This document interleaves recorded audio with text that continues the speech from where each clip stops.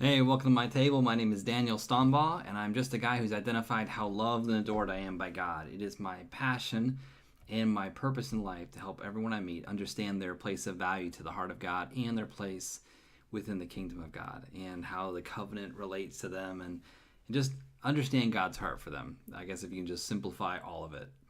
I want to help you know him. I mean, there you go. But one of the ways that God's allowed me to do that is to write a book called Solomon's Song. It's a 90-day journey of God's expressed desire for our heart. And right now we're going through that, and we are on day number 16 today. So if you have the devotional, day 16. If you don't, it's in Song of Solomon, chapter number 2 and verse number 4.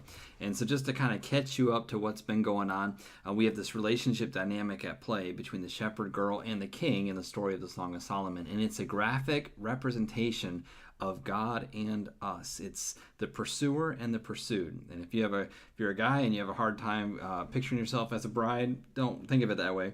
Think of the pursued and the pursuer, because regardless of whether you're male or female, there's not a person alive who does not want to feel desired, does not want to feel pursued, does not want to feel connected. And so when you look at God as the ultimate pursuer and us as the pursued, it's easy to take a book like the Song of Solomon and see an amazing picture of divine relationship and growth in that relationship. And so we're looking at day number 16, and the title is "I Have You Covered." And I love this passage because if you've been with me the last couple of videos and you've seen this garden exchange, I call it. They were in the garden, and they were together. They united physically, emotionally, spiritually, which all three are connected, and so they united in those different ways. And here they are going back into this royal chamber to eat, this royal dining room, and for a state dinner, no doubt. But as they're in this dinner, the bride is making some comparisons now where she's at. She begins to look around at this royal banqueting house, and she's looking at where she's seated. And this is key. This episode is key because in our dynamic of relationship with God, your placement and understanding where your place is next to the king and in the king's presence is everything. We say verses like "come boldly to the throne of grace," but most of us are very timid because we look at the throne of grace as this unattainable thing, because maybe I've got to do a certain number of good gestures in order to merit worthiness to come before the throne of God. And nothing could be further from the truth. Your righteousness has nothing to do with your placement in the kingdom. Everything that's been done for us was because of his placement of us, not because of our own. And so she's there and she makes some observations about where she is seated, and it's in these observations that we're going to find some incredible beauty. So chapter 2 and verse number 4, Song of Solomon, day number 16 in the devotional, and it says this: "As he, as Solomon, brought me to the banqueting house, and his banner over me was love." Solomon's name would have been carved in gold above the alcove where he sat. It was like a place card that never got moved. If you've ever been to a fancy dinner or a wedding that they had RSVPs or something like that, where they had place cards and they sat you and said, "This is where you're sitting at," and you had no trouble finding your name, or maybe you had trouble finding your name, but when you sat down, you knew that your spot was reserved. And so Solomon would have had a spot in his royal banqueting house that was his, and no one else was allowed to sit there, because understand that when you sat at a table, it meant something. Tables mean something. Sitting with someone at the table means something. In Psalms, it talks about he sets a table before us in the presence of our enemies, because that's where you learn people is at a table. There's great value in a table. I love having this Song of Solomon devotional at my table and having a breakfast table with you, and I love getting together with you because I feel like there's a connectivity that happens over a table.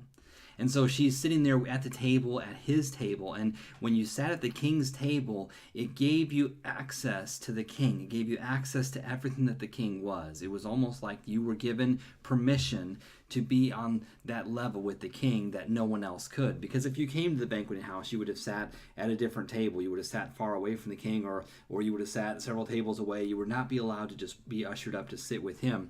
And so the bride was not standing in the throne room at this passage. She was not out in the garden in this passage, she was resting next to the king in a place where the splendor of the banquet hall could be observed, where Solomon's perch, where he sat at, he could look out and see everything going on in the banqueting hall. He could see the servants, he could see the conversations, he could see the guests, he could see their levels of wine in their glass, he could see the food on their plate, who was eating, who was not, who was drinking, who was not, who needed more, who didn't. And he could see all of these things, and the king had a place. And as the bride sat there with him, she watched all of this stuff happen on unison and on command. She watched all of the fluid nature of the butlers and the waiters and the servants and the cooks and all the food staff and all the people that were making sure the banquet house was secure. And she watched Solomon. She looked over and she saw his eyes observing everybody. And she realized that Solomon was the one that was in charge of this. He was the one that was responsible for it. He was the one that was there as the host. And without Solomon being there, it would not have run as smoothly. But it was Solomon's trained eye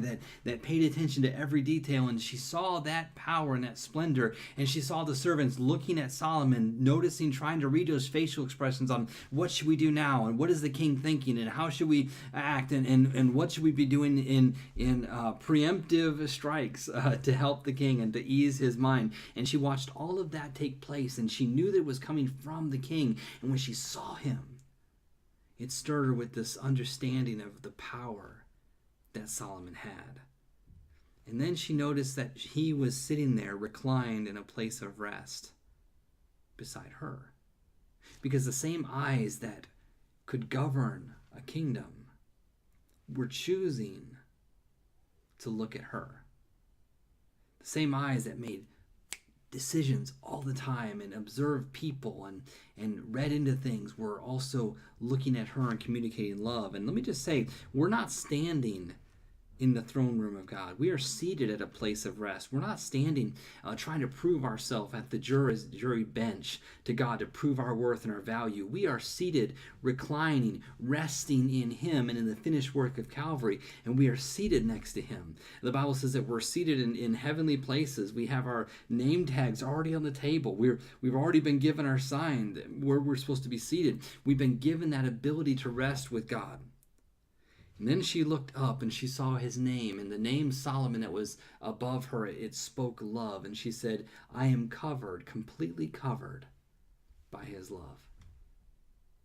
You and I stand today completely covered by the all-powerful protective love of the name of God. And that to me is mind-blowing. His name is our banner. It's our flag.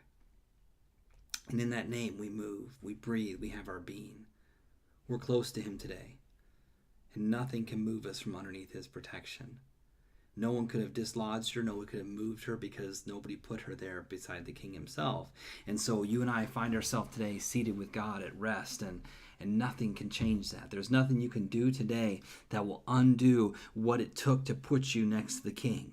There's nothing you can do today that will undo what it took to put you in a position of rest with God tonight. And so when you look at those passages, I see something more than just her sitting down for dinner. I see her seated under the very name of Solomon. That means that she was under his protection, his care, his power, his wisdom, his strength. She was under all of that, and that was her covering, and it was her protection. You and I claim that from God today. So let me ask you the question here. What events in your life stand out in your mind as times where God protected you? What stands out to you as a time where God himself protected you? What moments in life were you aware of your place underneath his banner?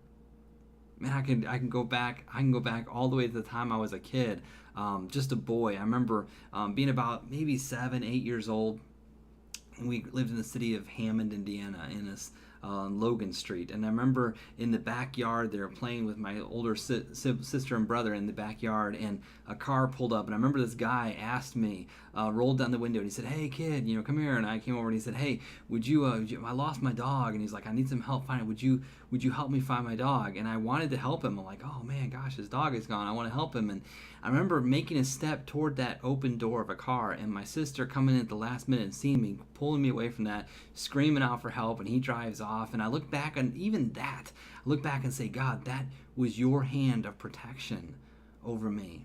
And so many times since that growing up, different things that took place and events, and my life is no different than yours. And there's times and seasons where something could have happened to you, but it didn't, because of the sole protective power of God's hand, his banner over you. And that's awesome to me. Is there something that you're going through today that you need to be reminded of the banner of God?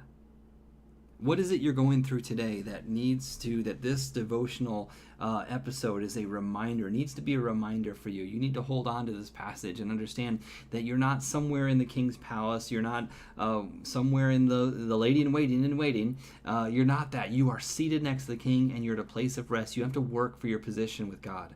He's given it to you freely, and you're there with him, and you're under his protection. There's nothing that can dislodge you, and nothing can shake you. You are his, and you are protected forever. And that is beautiful and awesome to me. So next time we get together, we're going to talk about being lovesick and what does that mean. And she makes a statement, the bride makes a statement after watching Solomon being overwhelmed at the dinner. She makes a statement about being sick of love. And you got to understand what love is, and then you have to understand what it means to actually be lovesick. And you may find that after the next episode, you may find yourself saying that I am sick of love with God. I can't wait to see you. Thank you so much for being with me today. Have a fantastic day, and we will talk at you later on. Thank you.